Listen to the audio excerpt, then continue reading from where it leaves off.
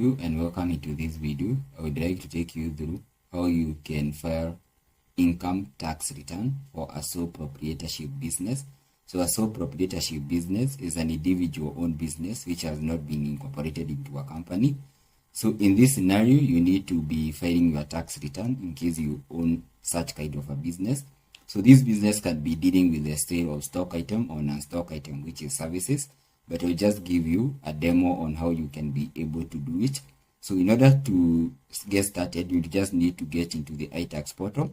To sign in, you should just use your personal TIN number, because the business and you are one and the same thing, because it is an individual owned business. So let me enter my TIN. So you just need to enter your TIN here, which is A015 403 007A. Then you need to hit continue.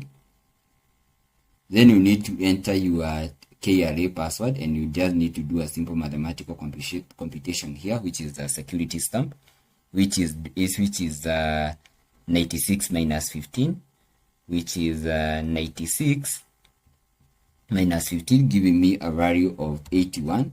Then I need to log in. After I log in, you need to come to where we have return. Then I'll come to where we have return. So the other data is pre-populated of the type taxpayer PIN. So the tax obligation, you need to choose if it is income tax resident individual or income tax non-resident individual, because both of these imply different tax rule. So mine is income tax resident. Then I'll click next. Then I'll click OK. So I have already filed my return. That's why the type of return in my case is amended, but in your case it will be original. So I just need to enter the tax period is from 1st January 2025 to 31st December 2025.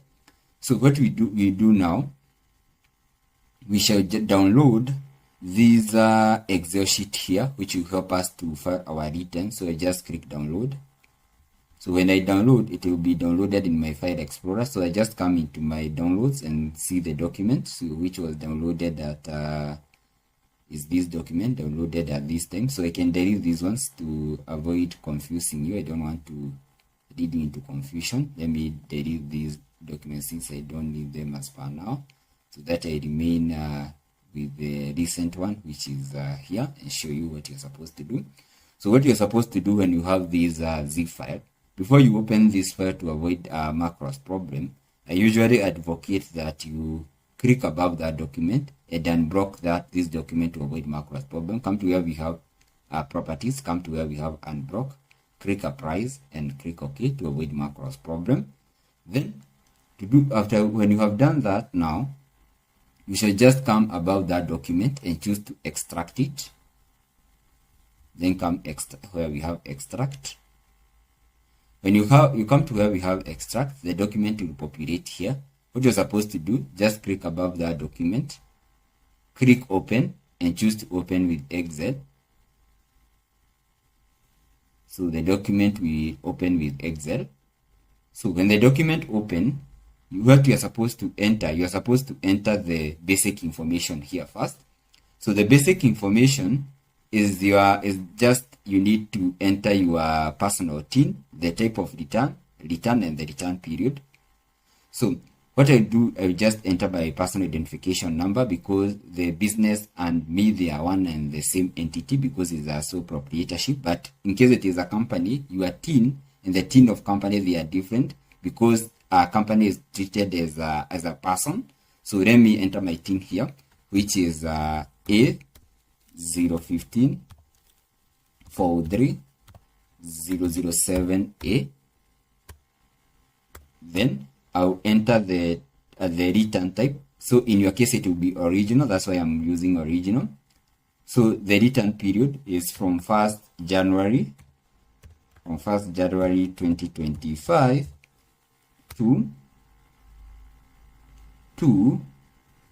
31st December 2025. Then hit that. So what you need to do now, with no much ado, you need to come here and choose, do you have any other income other than employment income? That is technically yes, because that is what we need to adjust. So let me choose yes. So let us give it time to load so that I can choose for yes. So yes, I have it. So when I click yes, you notice that we have two additional sheets here, which is the profit and loss account and the balance sheet account. So I'll come under the P&L and do the necessary adjustments, since this is where the work lies. So under the P&L, in case your business is business which is involved in sale of stock item, you are supposed to deal with section 1.1. In case the business is in most cases is deals with sale of services, you are supposed to come here and populate the section 1.2. But in this scenario, I am assuming I have a business which is involved in sale of stock items, which require some purchases and also incur other expenses. So we can assume in this business, I made a gross revenue of 950,000. So what am I supposed to do? In most scenarios, we were supposed to adjust the purchases, which is the local purchases or imported good. So the local purchases, in order to be able to adjust them, all those purchases which you want to adjust, they must be e-teams or teams compliant. So what does that mean? They must be validated or transmitted via e-teams. So in scenario when these purchases, they are not transmitted via e-teams, what you're supposed to do, you need to have the receipts of all the purchases which you bought. So in order to report those purchases and expenses, so I want to combine it with expenses, because even the operating expenses which will be adjusting from this section, let me show you the section of operating expenses, that is these expenses which you incurred in the ordinary transaction or ordinary operation of your business, you're supposed to adjust them from your gross turnover of your business, which is the gross sale or gross revenue. They must be e-teams compliant.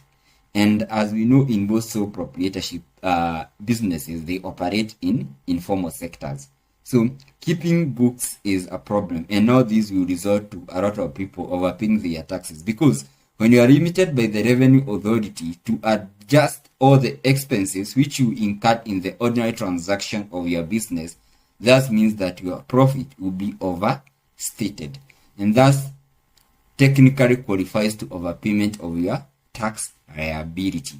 So what you will do, in case you have all the receipts and invoices which you incurred in the year 2025 in the ordinary transaction of your business, what you are supposed to do basically in order to report, you are supposed to get back into the iTax portal, come to where we have return, come to where we have income tax return adjustments, come to where we have income tax return adjustments.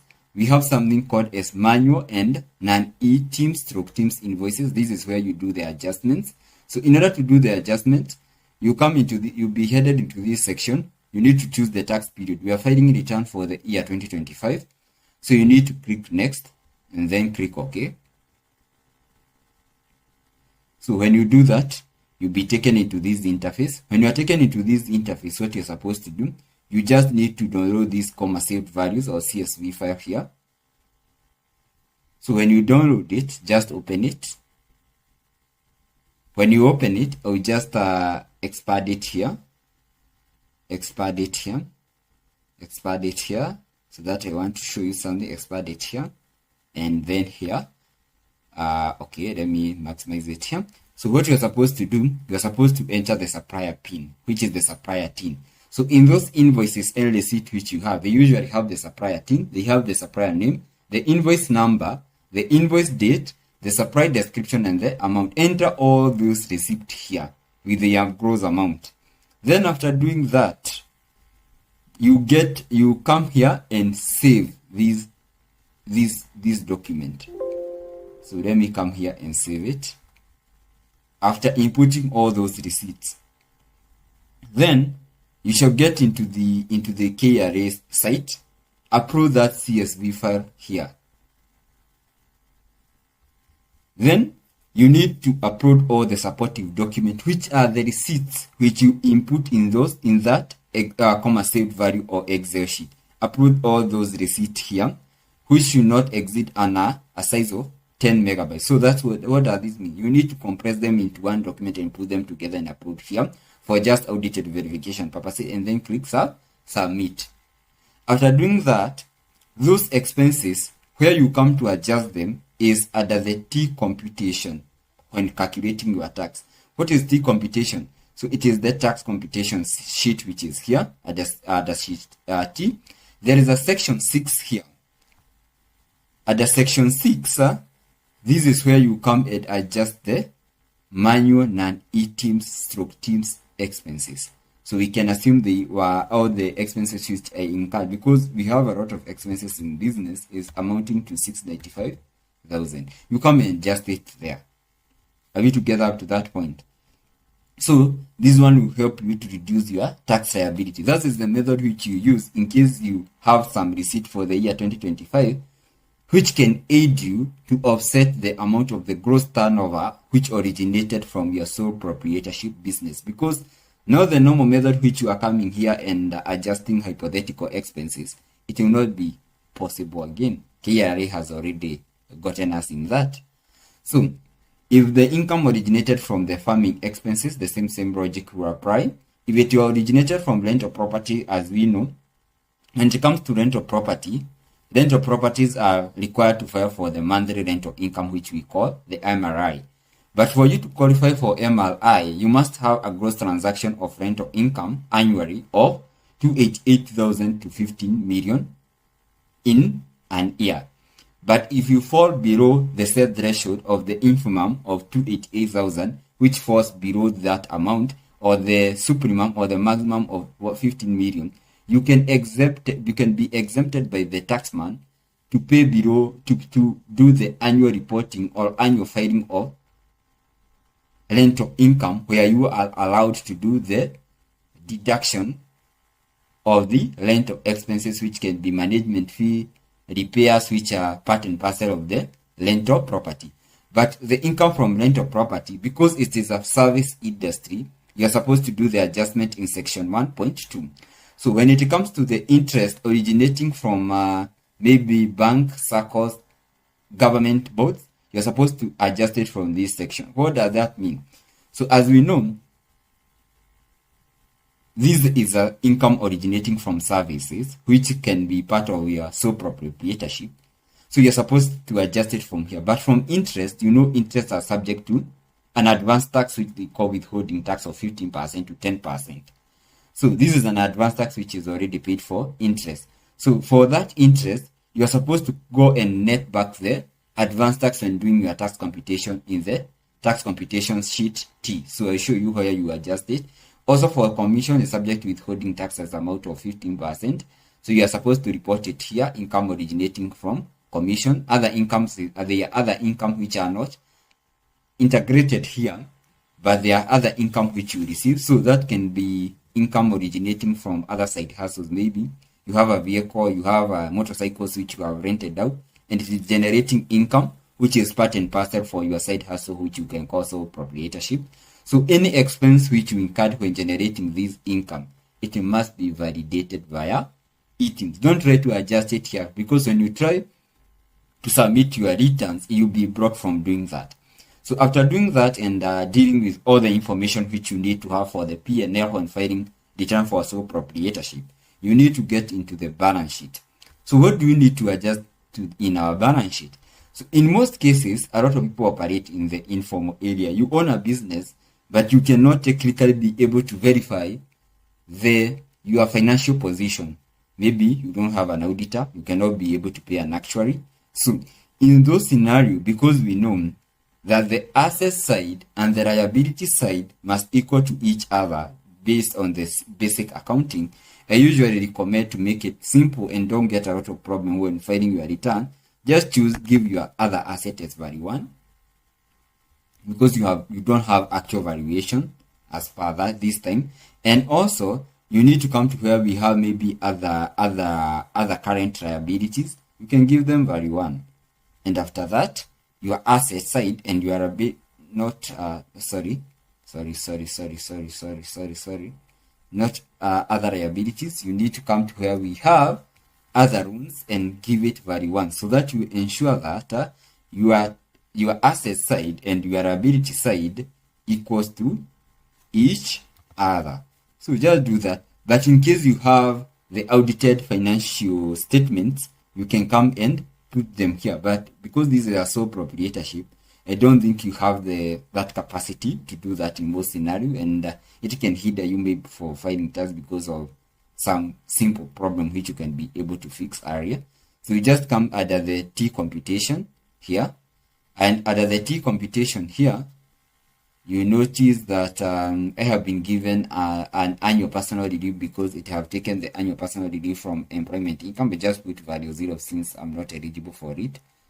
Then from there, as I was explaining, in case in a scenario where you had interest and commission originating from management and professional services in excess of 24,000, you're supposed to come here and demand for withholding tax credit. So withholding tax credit originate from withholding tax. As I explained, withholding tax is adverse tax which is paid by the payer of an income to the revenue authority as an advance tax from your income. So when you receive your interest from T-bill and T-board, which are subject to withholding tax at a rate of 15%, you receive as your income at 85%. So that means that 15% has been withheld by your employer and limited to the taxman as an advance tax. So you need to come and claim for that credit here in case you have income originating from interest, and that will help to offset your tax liability. So after you are through with whatever you have done from the sole proprietorship, from the P&L, you can go ahead and validate these sheets. So it will just take some time to validate this sheet, and now you can be able to upload them in the KRA site. But now in this year, it will not be easy because you have noticed adjustment of the expense, which need to be validated via items, which a lot of people we have not complied with it. It will be hectic for us to do that, and it will lead a lot of problem with the taxman because when you report your full income without being able to deduct any expense, so that technically reflects to overstatement of your tax liability, which is not a dream of every taxpayer, or doing overpayment of tax because of being unable to validate their expenses. So from that point, you can the sheet already uploaded, so I can just click yes. So you just need to be curious and notice where the document have been saved, the time, and also the date, and then I can click OK. From that point, I can get to the revenue server. I'll come to where we have return, file return. Then we come to where we have tax obligation, is the income tax resident individual. Then I need to hit next. Then I'll click OK here. Then I'll input the tax period, which date back from 1st January 2025 to 31st December 2025. Then after doing that, I need to choose file. So I just choose this sheet which is here. I just come here and upload it here. Then I have a question which I need to answer here. Do you own rental property? In my case, no. I agree with the term and condition of the revenue authority, and then submit. So that is what we are doing this year. So in case you are filing your returns, notice that deducting your expenses or the cost of good and also the operating expense will not be a walk in the park because of the new requirement by the revenue authority.